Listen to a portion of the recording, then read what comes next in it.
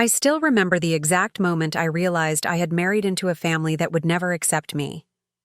It wasn't during the wedding, though the cold stares should have warned me.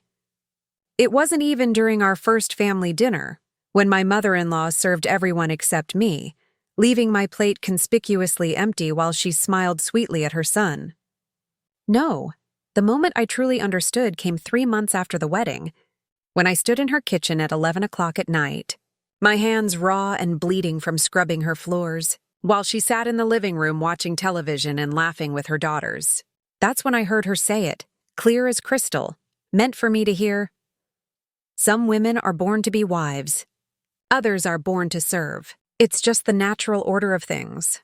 My name is Sarah, and this is the story of how I survived 5 years in a marriage where love had to fight against a mother's possessive grip, and how I learned that sometimes the cruelest prisons are the ones built by family. I met David when I was 23, working as a junior accountant at a small firm downtown. He was 28, confident, successful, with kind eyes that crinkled when he smiled. He came into our office to discuss a business partnership, and I was assigned to help with the preliminary paperwork.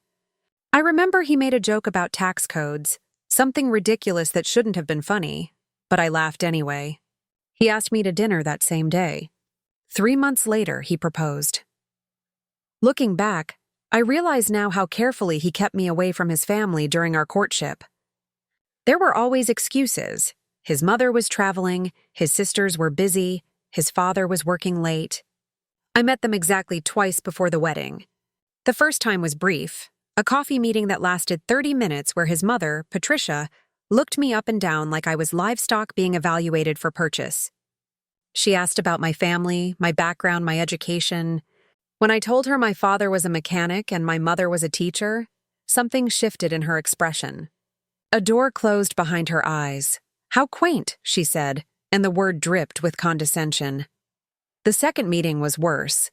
David had insisted on a family dinner at their home, a sprawling house in the suburbs with manicured lawns and crystal chandeliers. His sisters, Amanda and Jennifer, were already there with their husbands, both of whom came from what Patricia called good families, meaning wealthy, connected, the kind of people who summered in the Hamptons. I wore my best dress, the one I'd saved 3 months to buy, and I could see Patricia notice the slight shine in the fabric that betrayed it wasn't designer. She didn't say anything, but her smile was sharp enough to cut. During dinner, she asked me about my prospects. What did I plan to do with my career? Did I intend to work after marriage? Did I understand that being part of their family came with certain expectations? David squeezed my hand under the table, and I thought he was being supportive. I didn't realize then that he was warning me to be careful, that I was walking through a minefield and one wrong step could destroy everything. I love my work, I said honestly, and I'm good at it. I'm hoping to become a senior accountant within the next 2 years. Patricia's smile never wavered, but her eyes went cold. How ambitious, she said, and somehow made it sound like an insult. David, darling, you didn't tell me you were marrying a career woman. I do hope she'll have time for you amidst all those numbers. His sisters laughed, that particular kind of feminine laughter that sounds like music but carries venom. David said something about how he admired my drive, how it was one of the things he loved about me, but I could see the tension in his jaw. After dinner, while the men retreated to the study for cigars and brandy, a ritual that felt pulled from another century, Patricia invited me into the kitchen to chat. That's where I got my first real lesson in what my life was going to become. Let me be frank with you. Sarah, she said, her voice honey-sweet but her eyes like steel. My son is my life. Everything I've done, every sacrifice I've made has been for him and his sisters. I've built this family with my own hands after my husband decided that working was more important than being present. I am the foundation of this family. Do you understand what I'm saying? I nodded, not really understanding at all. David needs someone who will support him, not compete with him. Someone who understands that a man's success requires a woman who knows her place. His father may have left me to build my own life, but I made damn sure my children knew what family means. Loyalty, sacrifice, putting family first. Always. She moved closer, and I could smell her expensive perfume. Something floral and cloying. I can see you're a nice girl, Sarah. You have potential. But you need to understand that marrying my son means marrying this family. It means understanding that we, will always come first. Before your career, before your own family, before whatever little dreams you have for yourself. Can you do that? I should have run. God, I should have grabbed my purse and walked out that door and never looked back. But I was young and in love, and I convinced myself that she was just being protective, that she would soften once she got to know me, that love would be enough to bridge the gap between us. I smiled and told her I understood. That family was important to me too, that I would do whatever it took to make David happy. She smiled back, and it should have terrified me. Good girl, she said, patting my cheek like I was a child. We're going to get along just fine. The wedding was 3 months later. David wanted something small and intimate, but Patricia insisted on a large ceremony. She planned everything: the venue, the flowers, the menu, the guest list. I was allowed to choose my dress, but even that came with commentary. Are you sure about the sweetheart neckline, dear? It's a bit revealing for a family wedding. I changed it. Looking at the photos now, I barely recognize the woman in that white dress. Smiling nervously at the camera while Patricia stands next to David, her hand possessively on his arm, looking for all the world like she was the bride. My parents attended, awkward and out of place among Patricia's society friends. My mother tried to talk to me alone before the ceremony, concern written all over her face. Sweetie, are you sure about this? That woman, David's mother, she barely spoke to us. She looked at your father like he was dirt on her shoe. Mom, she's just traditional. She'll warm up once we're family. My mother shook her head. A leopard doesn't change its spots, baby. And that woman has the eyes of someone who doesn't forgive easily. Just be careful, okay? Remember that you always have a home with us if you need it. I kissed her cheek and told her not to worry. I married David that afternoon under a bower of white roses that cost more than my parents' monthly mortgage, and I promised to love and honor him until death do us part. Patricia cried during the ceremony, but they weren't happy tears. She cried like she was losing something precious, like her son was being stolen away from her instead of starting his own life. David held her afterward, whispering comfort in her ear while I stood awkwardly to the side, still in my wedding dress, waiting for my husband to remember I existed. That was the first sign. I told myself it didn't mean anything. The trouble started immediately. David and I had found an apartment across town, a modest 2-bedroom that was within our budget. We'd signed the lease, bought furniture, planned our life together.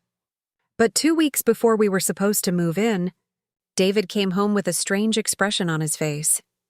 My mother made a suggestion, he said carefully. I was cooking dinner, something I did because I enjoyed it, not because anyone expected it. Not yet. Oh? What kind of suggestion? She thinks it would be good for us to live closer to the family. She found a house for rent just 2 blocks from theirs. It's bigger than our apartment, and she said she'd help with the rent for the first year, just until we get established. I stopped stirring the pasta. David, we already have a place. We signed a lease. I know, but this house, Sarah, it's a really good deal. And it would make things easier, being close to family. My mother could help you learn the ropes, about being part of the family. She knows everyone, all the right people. It could help both our careers. I don't need help learning the ropes. I'm not a child. I didn't say you were. He came up behind me, wrapped his arms around my waist. Come on, honey. It's just for a year. It would make my mother happy, and you know how important family is to me. Plus, think about it. A whole house instead of an apartment. Room for kids someday. Kids. He knew that was my weakness, my dream of being a mother. I leaned back against him and felt my resolve weakening. What about our apartment? We signed a contract. We'll figure it out. Maybe we can sublet it or something. He kissed my neck. Please, Sarah. For me? That's how it started. With a small compromise. A tiny concession to keep the peace. I told myself it was temporary, that it didn't really matter where we lived as long as we were together. I didn't see it for what it was. The first brick in a wall that would eventually surround me completely. We moved into the house 2 blocks from Patricia's. She came over the very first day, before we'd even finished unpacking, with paint samples and fabric swatches. "I thought I'd help you decorate," she said brightly, walking past me into what was supposed to be my home. "David, dear, I think a nice sage green for the living room, don't you? And Sarah, we should probably do something about the kitchen. That wallpaper is absolutely horrid." I spent the next month watching my house transform into an extension of Patricia's taste. Every suggestion I made was gently dismissed or reinterpreted into something she preferred. The sage green walls, the heavy drapes, the formal dining room furniture that was on loan from her storage unit. None of it was what I would have chosen. But somehow it all ended up in my house anyway. David said it was easier to just let her help, that she had experience with these things, that she was trying to be nice. "She's trying to control us," I said one night, exhausted from another day of Patricia rearranging my furniture while I was at work. "She's trying to help," David corrected. "She's excited about us, about being involved in our lives. Can't you just appreciate that?" But it wasn't just decorating. Within weeks, Patricia had a key to our house. "In case of emergencies," she said, though she used it almost daily, letting herself in without warning. I'd come home from work to find her in my kitchen, cooking dinner. "Because you work so hard, dear? And David needs a proper meal." Never mind that I'd planned to cook, that I'd stopped at the grocery store, that this was supposed to be my role as a wife. She'd already taken it over. At first, David seemed uncomfortable with how often his mother appeared in our home. He'd make gentle comments about maybe calling before coming over, about us needing our space as newlyweds. Patricia would look hurt, her eyes filling with tears. "I just wanted to help," she'd say. "I didn't realize I was intruding on you children. I suppose I'll just go home and be alone then, since I'm such a burden." And David would backtrack immediately. "Mom, no, that's not what I meant. You're always welcome here. Sarah doesn't mind, do you, Sarah?" What could I say with both of them looking at me, Patricia's eyes daring me to contradict her, David's pleading with me to keep the peace? "Of course not. Your family." She'd smile then, triumphant, and David would relax, crisis averted, and I'd swallow my frustration and resentment and tell myself that this was just an adjustment period, that boundaries would develop naturally over time. They didn't. The dinners started next. Every Sunday, we were expected at Patricia's house for family dinner. Not invited, expected. Amanda and Jennifer would be there with their husbands and their perfect children, and we'd all gather around Patricia's table like she was some kind of matriarch holding court. The first few times I tried to contribute, bringing a dish or offering to help cook. Patricia would accept my offering with a thin smile, then find some reason to criticize it. "Too much salt, undercooked." "How creative," she'd say about my grandmother's recipe, making creativity sound like a failure. Eventually, I stopped trying to cook. But I was still expected to help, to serve, to clean up afterward while Amanda and Jennifer sat in the living room with their mother, drinking wine and gossiping. Their husbands would join David and his father in the study, and I'd be alone in the kitchen, scraping plates and loading the dishwasher, listening to the sound of laughter from the other room. One Sunday, about 4 months into our marriage, I finished cleaning and walked into the living room, ready to sit down with the other women. Patricia looked up at me, surprised. "Oh, Sarah, did you finish in the kitchen? There are some pots that need hand washing. The good ones can't go in the dishwasher. And the floors could use a quick mop. There's a spill near the stove." I stood there exhausted, my feet aching from standing all day. Amanda and Jennifer looked at me with something like pity mixed with superiority. I was going to take a break." "Oh." Patricia's smile didn't waver. "Of course, dear. I forget how hard work can be for some people. Amanda and Jennifer have always been such naturals at this. But you go ahead and rest. I'll just finish it myself, even though my back is killing me. Don't worry about your poor mother-in-law. The manipulation was so smooth, so perfect." I looked at David, hoping he'd say something. But he was deep in conversation with his father, oblivious. I turned around and went back to the kitchen, scrubbed the pots until my hands were raw, mopped the floors on my knees because I couldn't find the mop, and told myself this was just what being part of a family meant. Sacrifice, compromise, putting others first. I didn't realize I was the only one making sacrifices. The criticisms started subtly. "Sarah, dear, do you really think that blouse is appropriate for David's office party? It's just so casual. Honey, you might want to think about going to the gym. David's father really values fitness, and first impressions matter in his business circle. Have you thought about doing something different with your hair? Amanda's stylist is wonderful. She could help you look more polished." Each comment was delivered with a smile, framed as helpful advice from a concerned mother-in-law. But they accumulated like drops of poison, eroding my confidence little by little. I started second-guessing everything: my clothes, my appearance, my cooking, my cleaning, my career, my worth. When I mentioned to David that his mother's comments hurt, he looked genuinely confused. "She's just trying to help you. My mom wants you to feel comfortable in our social circle. Is it really so bad that she cares? It doesn't feel like caring. It feels like criticism. You're being too sensitive. My mom says nice things about you all the time." "Like what?" He paused, thinking. She said you're learning, that you're making an effort. That counts for something. Learning, making an effort. Like I was a child being potty trained, not a grown woman with a career and a life of her own. But I didn't argue. I was learning that arguing got me nowhere, that David would always find a way to justify his mother's behavior, to make me feel like I was the problem. Work became my refuge, the one place where I was competent and valued and treated like an adult. My boss praised my attention to detail, my clients trusted my advice, my colleagues invited me to lunch. For 8 hours a day, I was Sarah the accountant, capable and professional. Then I'd come home and transform back into Sarah the disappointment, the daughter-in-law who couldn't quite measure up. Patricia started calling me during work hours. Little things at first. Could I pick something up from the store on my way home?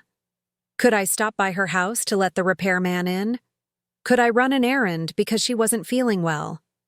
I did it because I thought that's what family did, what good daughters-in-law did. But the requests became more frequent, more demanding. Once I had to leave an important client meeting because Patricia called in tears, saying there was an emergency at her house. I rushed over, my heart pounding, imagining all sorts of disasters. The emergency was that her favorite television show wasn't recording properly, and she needed me to figure out the DVR. "I would have called David," she said, "but I know how busy he is with important work." I didn't want to bother him. The implication was clear: my work wasn't important. My time didn't matter. I was the one who could be interrupted, dismissed, summoned at will. I started getting in trouble at work for leaving early, for being distracted, for taking too many personal calls. My boss, a kind woman named Margaret, pulled me aside one day. "Sarah, is everything okay at home? You seem stressed lately, and your performance has slipped a bit. I'm concerned about you." I almost broke down right there in her office. Almost told her everything, about Patricia's constant demands, about feeling like a servant in my own life, about how my husband didn't see or didn't care that I was drowning. But I swallowed it all back and smiled. "I'm fine. Just adjusting to married life. You know how it is." She didn't look convinced, but she nodded. "Just take care of yourself, okay? Don't lose yourself in trying to make everyone else happy." Too late, I thought. I'm already gone. The turning point came on a Tuesday night, almost a year into my marriage. David was out of town for a business conference, and I'd been looking forward to having the house to myself. No Patricia dropping by, no expectations, just me and a good book, and maybe a glass of wine. I'd just settled onto the couch when I heard the front door open. Patricia walked in like she owned the place, which I suppose in her mind she did. "Sarah, perfect, you're home. I need you to come to my house right now. The girls are coming over and I need help preparing." I stayed on the couch. "Patricia, David's not here. I was planning to have a quiet night." She looked at me like I'd spoken in a foreign language. "I know David's not here. That's why I need your help. Amanda and Jennifer are busy with their families and I can't do everything myself. Can't it wait? Or maybe we could do it tomorrow. Her expression hardened. I'm not asking, Sarah, I'm telling you. Family helps family. That's how this works. Now put your shoes on and let's go. Something in me snapped. Maybe it was exhaustion. Maybe it was a year of accumulated resentment. Maybe it was just that I finally hit my limit. No, silence. Patricia stared at me like I'd slapped her. Excuse me? I said no. I'm tired. I've worked all day. I want to stay home tonight. Her face flushed red. You ungrateful little girl. Do you have any idea what I've done for you? The opportunities I've given you? The way I've welcomed you into this family despite your background? And this is how you repay me? With disrespect. I'm not being disrespectful. I'm setting a boundary. A boundary? She laughed, but there was no humor in it. Let me tell you something about boundaries, Sarah. You don't get to have them. You married my son, which means you married into my family, which means you do what I say when I say it. That's how this works. That's how it's always worked. Amanda and Jennifer understand this. Why can't you? Because I'm not Amanda or Jennifer. I'm my own person. No. She stepped closer, her voice dropping to something cold and dangerous. You're David's wife. That's all you are. And if you can't fulfill that role properly, if you can't put this family first the way you promised to, then maybe you're not the right fit for my son after all. The threat hung in the air between us. She was saying clear as day that she could end my marriage if she wanted to, that she had that kind of power over David, over my life. And the worst part was, I believed her. I got up and put on my shoes. I followed her to her house. I spent the next 4 hours preparing food for her dinner party while she supervised and criticized every move I made. The girls arrived at 8, and I served them like a maid. And when I finally got home at midnight, I sat in my empty house and cried until I had no tears left. David called the next morning, cheerful and excited about his conference. How was your night? Quiet without me there? I wanted to tell him. I wanted to explain what his mother had said, how she'd threatened me, how I felt trapped and controlled and utterly alone. But I knew what he'd say, that I was exaggerating, that his mother didn't mean it like that I needed to try harder to get along with her. So I said, it was fine. I missed you. I miss you too, baby. Just one more day and I'll be home. Hey, my mom texted me that you helped her with a dinner party. That was really nice of you, see? I told you you two would bond eventually. Bond. That's what he called it. I called it something else entirely, but I kept that to myself. When David came home, I tried one more time to make him understand. I sat him down and told him as calmly as I could that his mother's behavior was affecting our marriage, that I needed him to set boundaries with her, that I couldn't continue living like this. He listened, his face growing more and more uncomfortable. When I finished, he sighed. Sarah, I know my mom can be a lot sometimes, but she's been through a lot in her life. My dad was never really there for her emotionally. She put everything into raising us kids, and now we're all she has.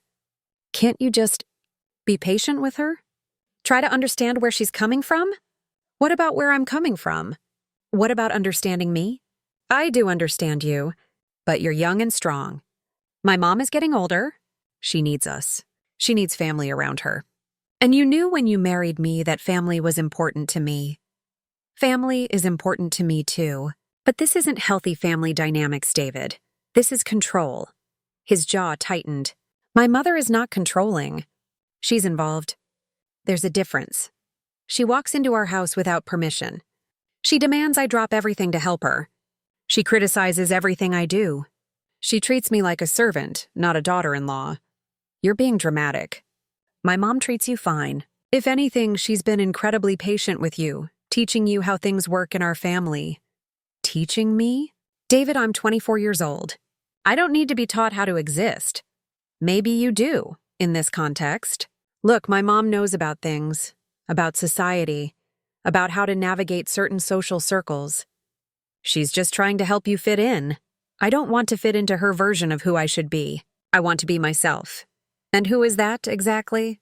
There was an edge to his voice now, frustration bleeding through. Because from where I'm sitting, you've done nothing but complain about my family since we got married. Maybe the problem isn't them. Maybe it's you.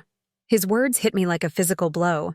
I stared at my husband, this man I'd loved enough to pledge my life to, and saw a stranger. Or maybe I saw him clearly for the first time. Someone so enmeshed with his mother that he couldn't see how wrong this all was, how unhealthy, how destructive. Maybe it is me, I said quietly. Maybe I'm just not cut out to be the kind of wife your mother thinks you deserve. He softened slightly, reaching for my hand. Hey, come on. Don't say that. You're a great wife. You just need to give this more time. It's only been a year. These things take adjustment. I wanted to ask him how much time would be enough. How many years of being diminished and controlled would it take before I'd be considered properly adjusted? But I didn't, because I already knew the answer. There would never be enough time, because Patricia would never be satisfied, and David would never choose me over her. That night, lying in bed next to my husband, I felt more alone than I'd ever felt in my life. And I made a decision. If I couldn't change them, I'd have to change myself. I'd have to become smaller, quieter, more compliant. I'd have to kill off the parts of me that wanted more, that expected better, that believed I deserved respect. I'd have to become the kind of woman Patricia wanted me to be. The kind of wife who existed only to serve her husband and his family. I didn't know then that you can't make yourself smaller without losing yourself entirely. I didn't know that the cost of peace would be my soul. The next 3 years were a slow erosion of everything I was. I quit my job. Patricia had been complaining that I wasn't available enough to help with family matters, and David thought it might be good for me to focus on home life for a while. We could afford it on his salary, he said, and maybe I'd be less stressed without the pressure of work. I agreed, telling myself it was temporary, that I'd go back once things settled down. I didn't realize that settling down meant settling for less. Always less. Without work, I had no refuge. My days became a blur of Patricia's demands, helping her shop, organizing her closets, accompanying her to lunches with her friends where I'd sit silently while they discussed people and places I knew nothing about. I became her personal assistant, her errand runner, her project.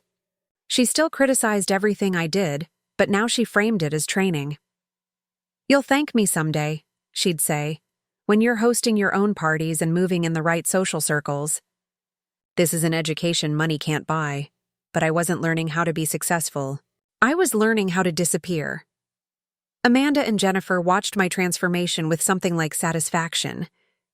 I was no longer even a potential threat to their status as the Golden Daughters. I was just Sarah, the girl who'd married David, who'd tried to be something she wasn't and failed.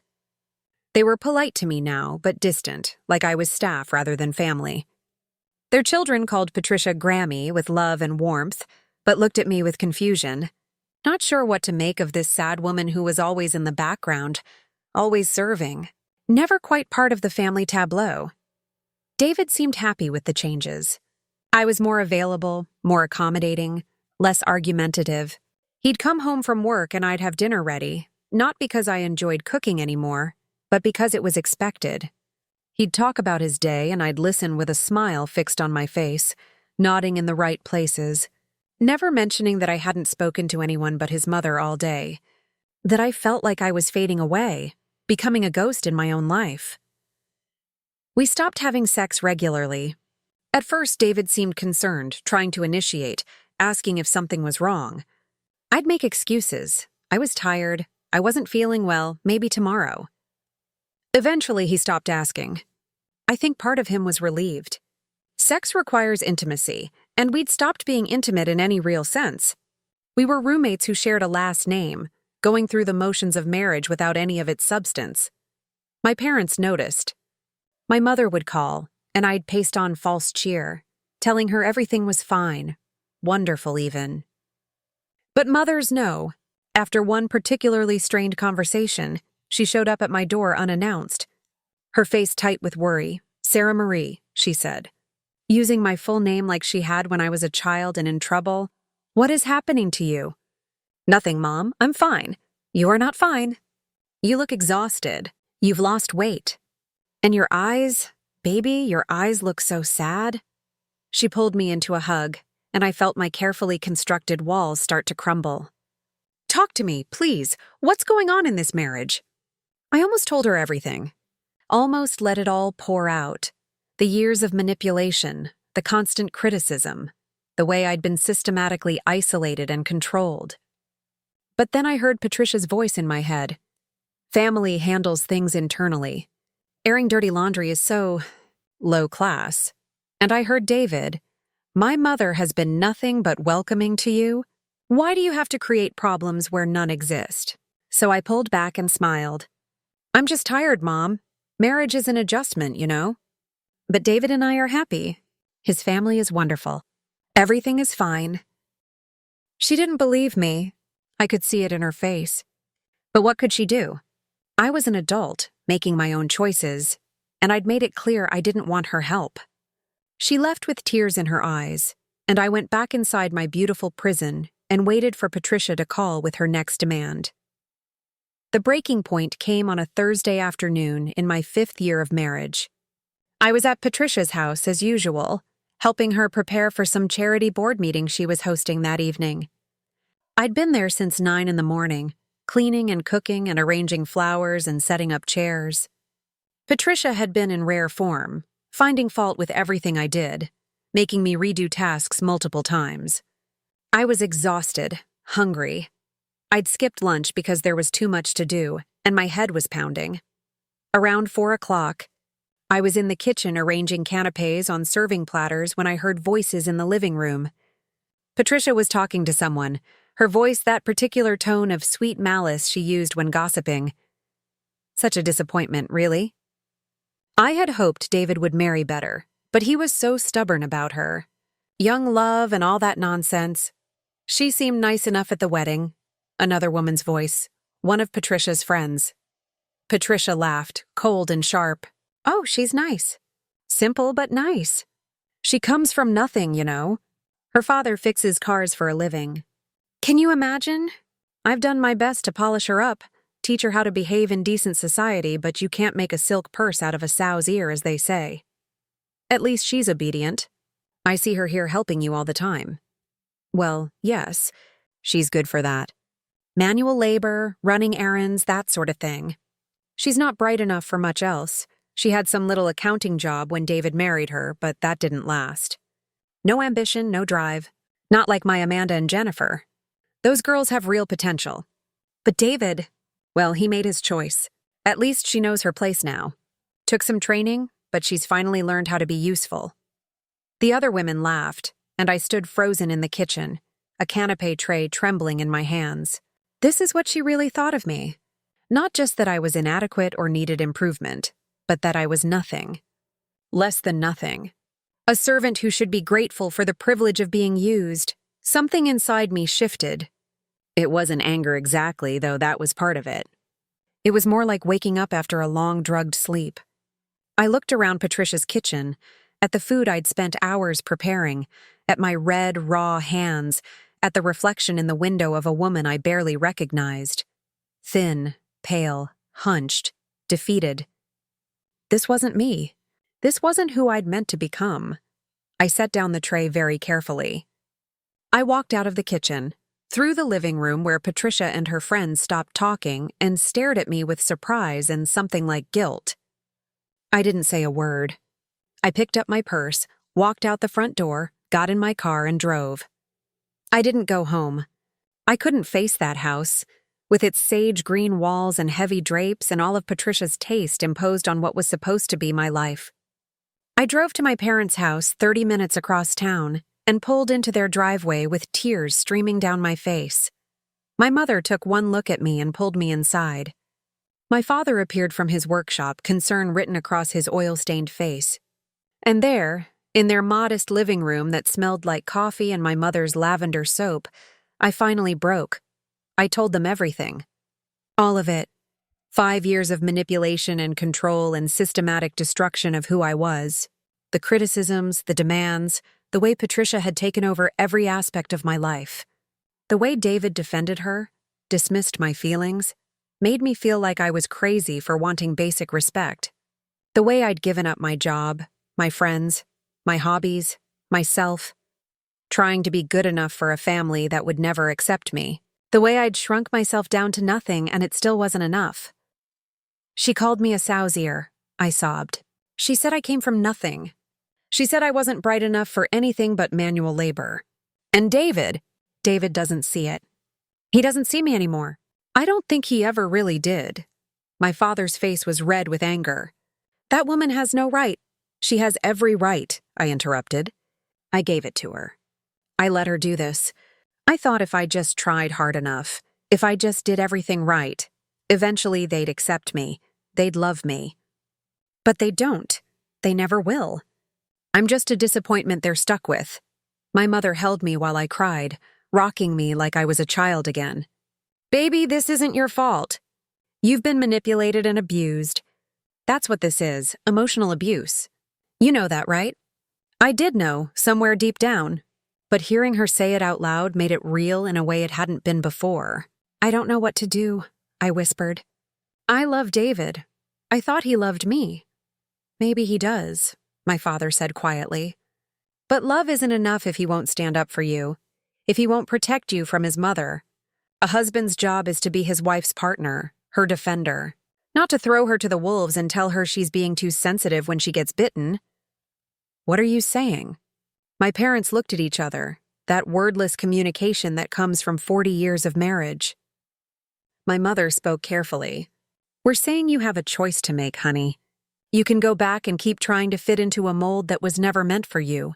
Keep sacrificing yourself on the altar of someone else's expectations. Or you can choose yourself. Choose your own life, your own worth, your own future. You mean leave him. We mean save yourself, my father said, before there's nothing left to save. I stayed with my parents that night. David called 17 times. I didn't answer.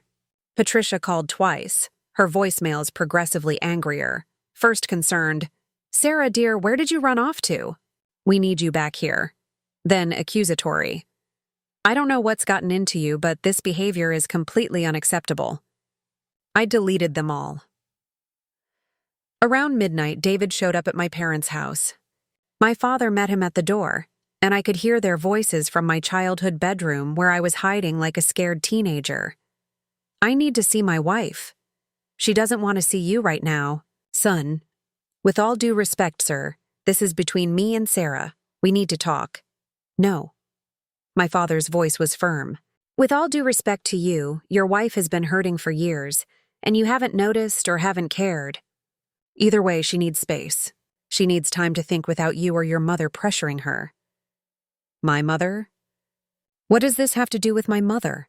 If you don't know the answer to that question, then you're even more blind than I thought. Go home, David. If Sarah wants to talk to you, she'll reach out.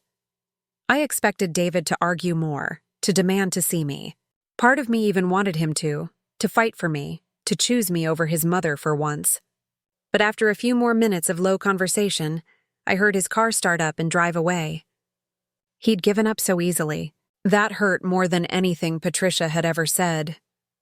I spent 3 days at my parents' house, trying to figure out who I was underneath 5 years of Patricia's molding. It was harder than I expected.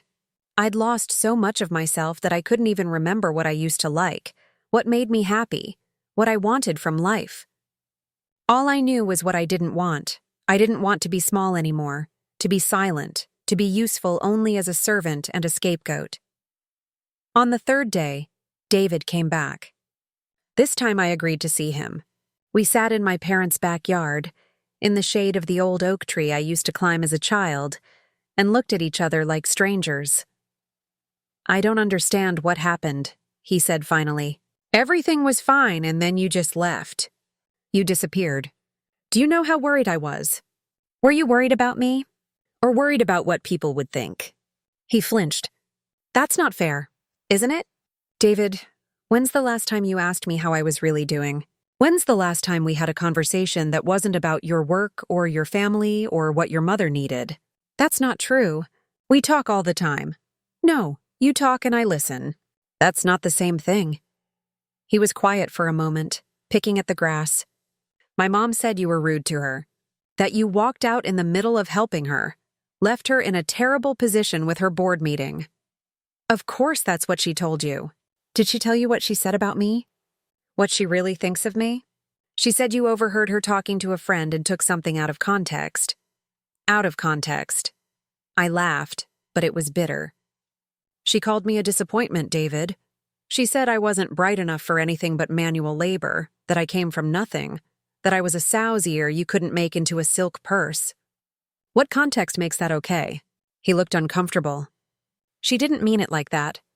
You know how she talks sometimes. She's from a different generation, different standards. She was probably just venting about something else and you happened to be the subject. It doesn't mean anything. It means everything. It means that's what she's really thought of me all along, while I've been killing myself trying to be good enough for her. And you're sitting here defending her again. You're making excuses again. You're choosing her again. I'm not choosing anyone. I'm trying to keep my family together. I'm your family, David. I'm your wife. Or at least I was supposed to be. But I've never come first with you, not once in 5 years. Your mother always takes priority. Her feelings, her needs, her opinions, they all matter more than mine. That's not true. Prove it. The words came out sharp, challenging. Right now, prove it. Tell me you'll set boundaries with your mother.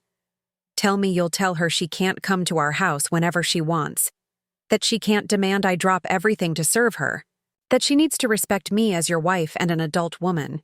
Tell me you'll choose me. He was quiet for a long time, and in that silence, I saw the truth. He couldn't do it. He couldn't choose me over Patricia, couldn't imagine standing up to his mother, couldn't fathom putting his wife's needs above his mother's wants. He was too enmeshed, too conditioned, too afraid of her disapproval. It's not that simple, he said finally. It is exactly that simple. But you're right about one thing. It's a choice. And you've made yours. Sarah, please, don't do this. Come home. We'll work it out. I'll talk to my mom, explain that she needs to be more careful about what she says. We can go to counseling if you want. Just don't give up on us. I looked at my husband, this man I'd loved so much I'd married him, despite every warning sign, and felt nothing but sadness. I'm not giving up on us, David. There is no us. There's you and your mother, and then there's me, somewhere on the outside trying to be let in. That's not a marriage. That's not even a partnership. It's just sad. So, what are you saying? You want a divorce? The word hung in the air between us, heavy and final. I hadn't said it out loud until then, hadn't let myself think it clearly. But hearing it, I felt something like relief wash over me. Yes, I said softly. I think I do. He looked shocked, like he'd expected I'd back down, apologize, come home like I always did. You're not serious. I've never been more serious about anything in my life. I can't do this anymore, David. I can't keep being erased. I can't keep being your mother's servant and your convenient wife. I can't keep losing myself trying to fit into a space that was never meant for me. But you love me. I do. I really do. But love isn't enough when it's not mutual, when it's not backed up by respect and partnership and actual commitment. You love your mother more than you love me, and I don't think that's ever going to change. So I'm choosing to love myself enough to walk away. He tried to convince me otherwise. He promised things would be different, that he'd talk to his mother, that we could move away if that's what I needed, that he'd do better. But his promises were hollow, built on 5 years of broken trust and dismissed concerns. I'd heard it all before, and I knew nothing would actually change. Patricia would cry and manipulate, and David would crumble, and I'd be right back where I started, small and silent and disappearing. I filed for divorce the following week. David was shocked that I'd actually done it, that I'd taken this step without more discussion, more chances, more opportunities for him to make false promises. Patricia was livelier than shocked. She was furious. She called my parents' house. demanding to speak to me, threatening legal action. For what, I wasn't sure.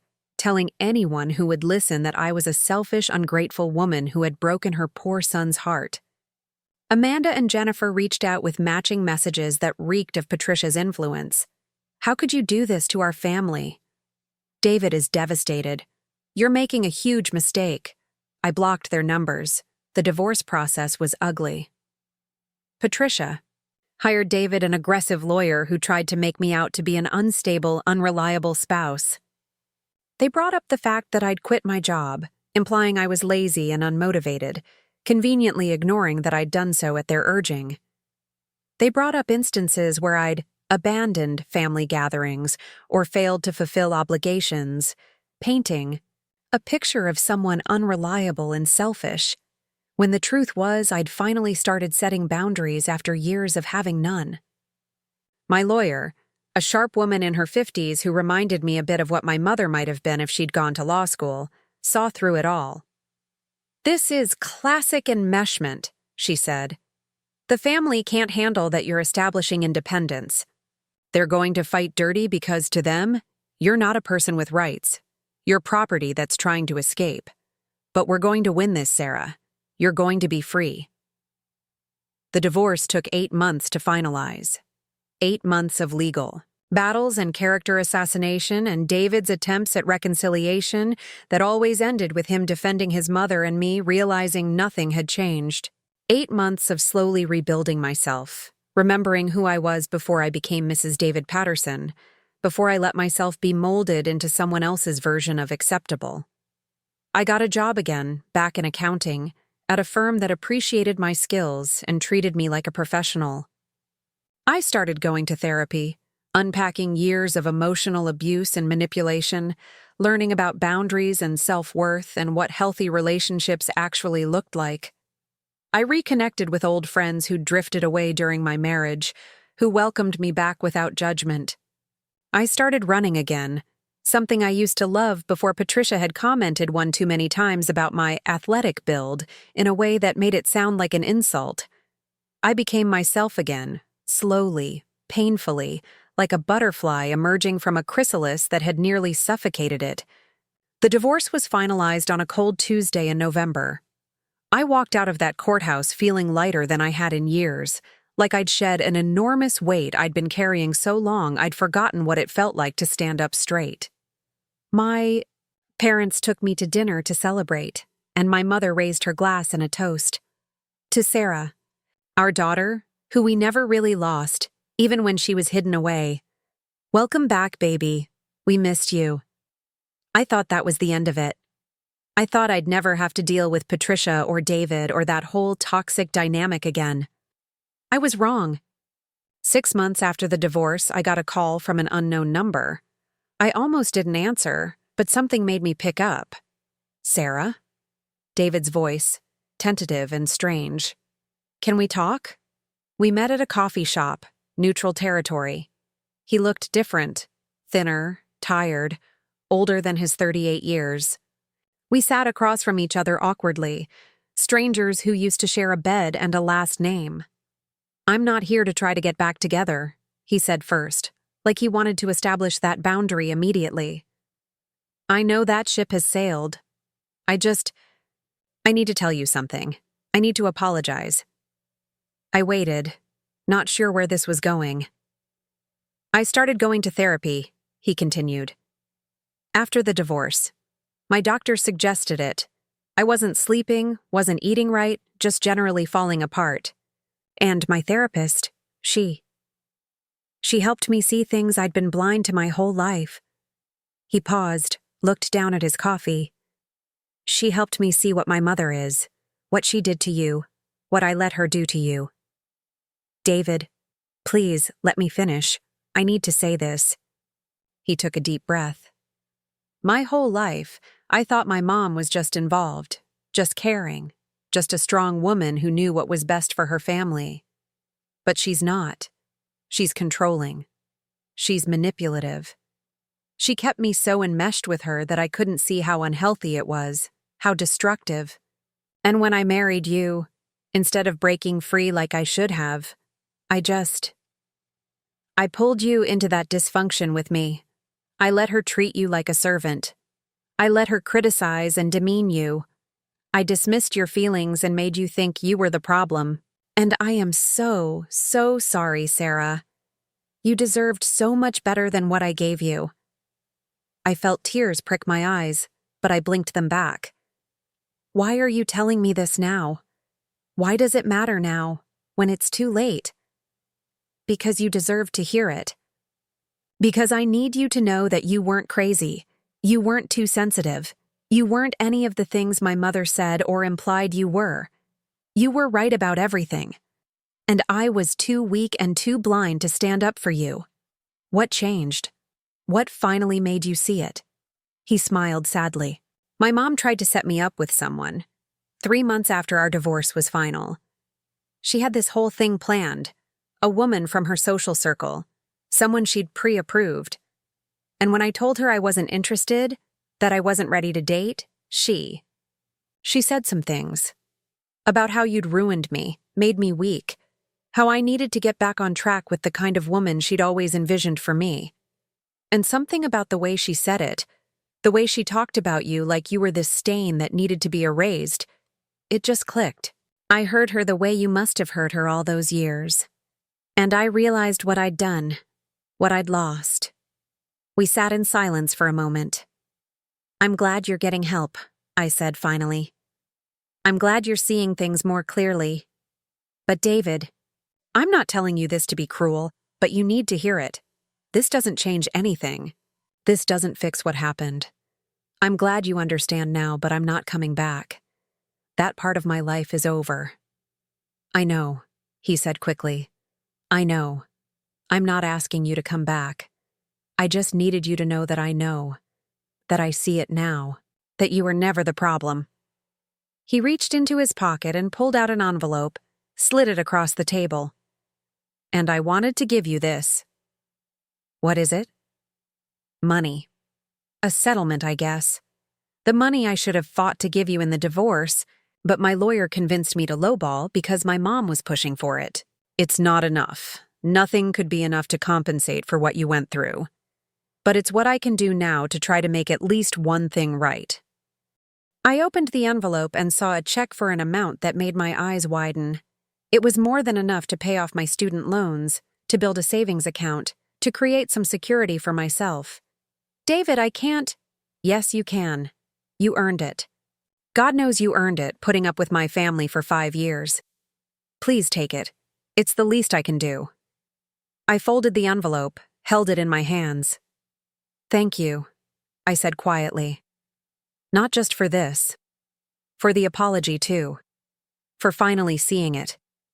That means something, even if it doesn't change anything. Are you happy? He asked suddenly.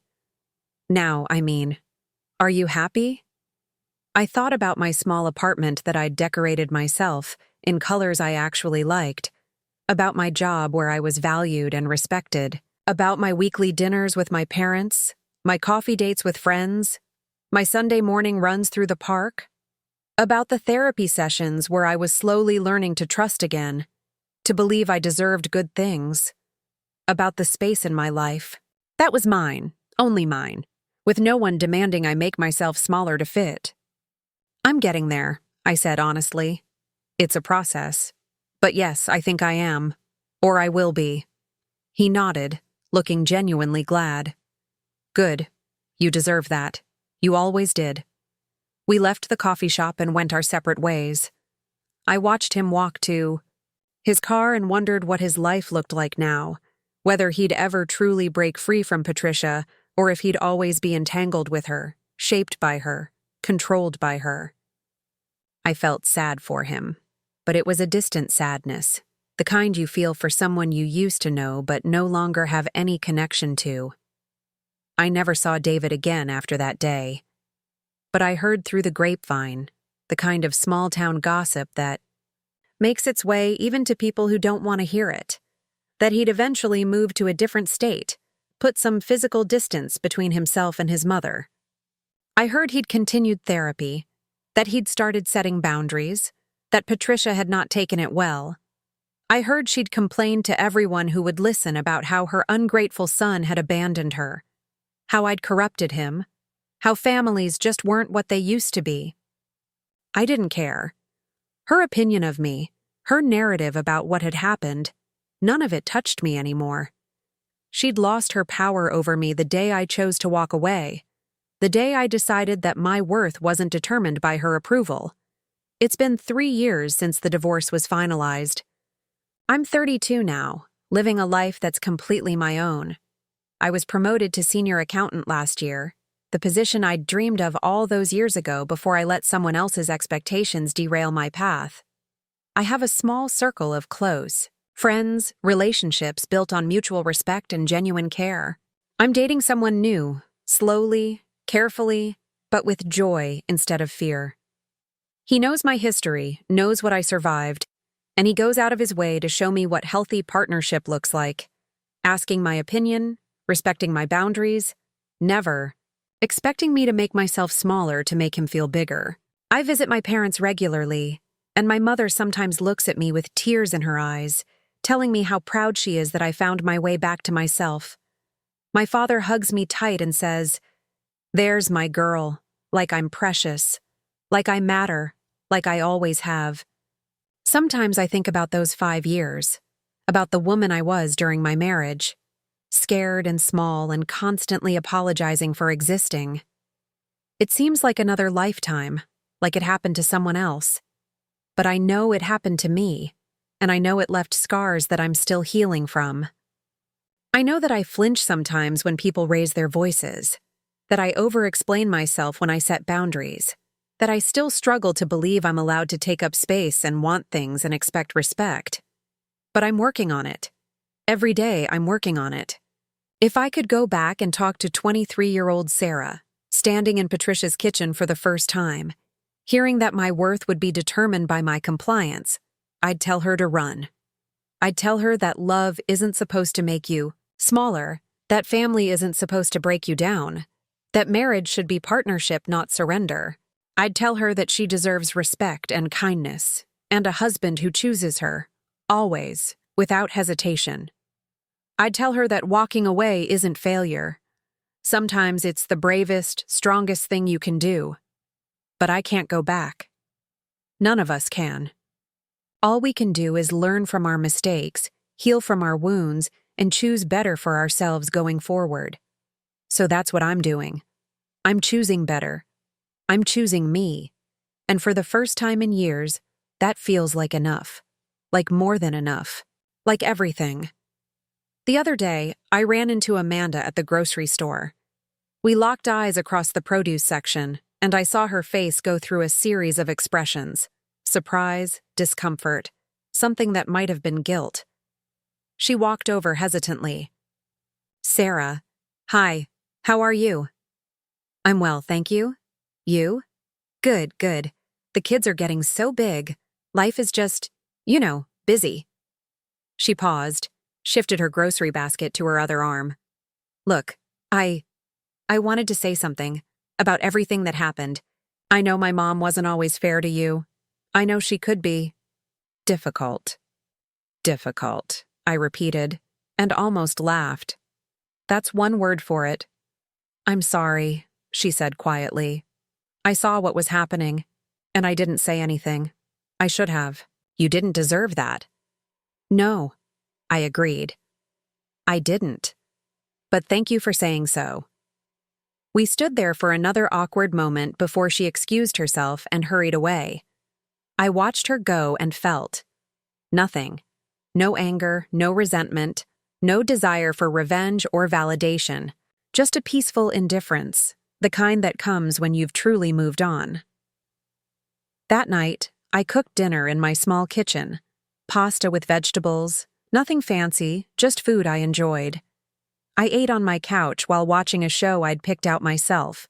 No one to please but me.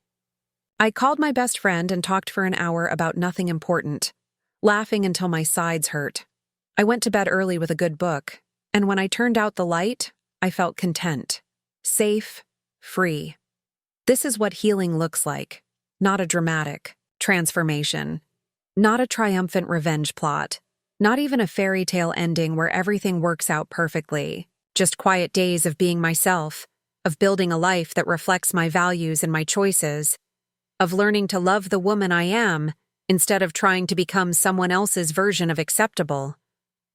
Sometimes healing is boring. Sometimes it's just grocery, shopping and going to work and having dinner alone and being okay with that. Sometimes it's recognizing that you don't need to be extraordinary or remarkable or special. You just need to be authentically, unapologetically yourself. That's the lesson Patricia never learned, the one she tried so hard to keep me from learning too. That we all have inherent worth, not because of what we do or who we serve or how well we fit into someone else's vision, but simply because we exist. That we don't have to earn the right to take up space or have opinions or expect respect. That love without respect is just control wearing a disguise. I learned it the hard way, through pain and loss and years of my life I'll never get back. But I learned it, and now I'm living it, every single day. If you're reading this and you see yourself in my story, if you're the woman making herself smaller, the wife who's always apologizing, the daughter-in-law who can never quite measure up, please hear me when I say this. You deserve better. You deserve respect and kindness and partnership. You deserve to be chosen, to be prioritized, to be loved for who you are instead of who someone wants you to be. And if the people in your life can't give you that, if they demand you shrink and serve and sacrifice yourself on the altar of their needs, then you have permission to walk away. You have permission to choose yourself, to save yourself, to build a life that's yours. It won't be easy. It will hurt, and you'll doubt yourself. And there will be days when you want to go back to the familiar pain instead of pushing forward into the unknown. But I promise you, on the other side of that fear is freedom, is peace, is the chance to become who you were always meant to be. I'm proof of that. I'm living proof that you can survive, that you can heal, that you can build something beautiful from the ashes of what broke you. So choose yourself. Choose your worth. Choose your freedom. Choose the life you deserve, because you deserve everything. And settling for less is a betrayal of the precious, irreplaceable person you are. That's the lesson that cost me 5 years to learn. But now that I know it, now that I'm living it, I wouldn't trade this hard-won peace for anything in the world. Not for approval, not for acceptance, not for the love of someone who asks me to be less so they can feel like more. I am enough. I have always been enough. And so are you. Remember that. Hold on to it. Let it guide you home to yourself. Because in the end, the only approval that matters is your own.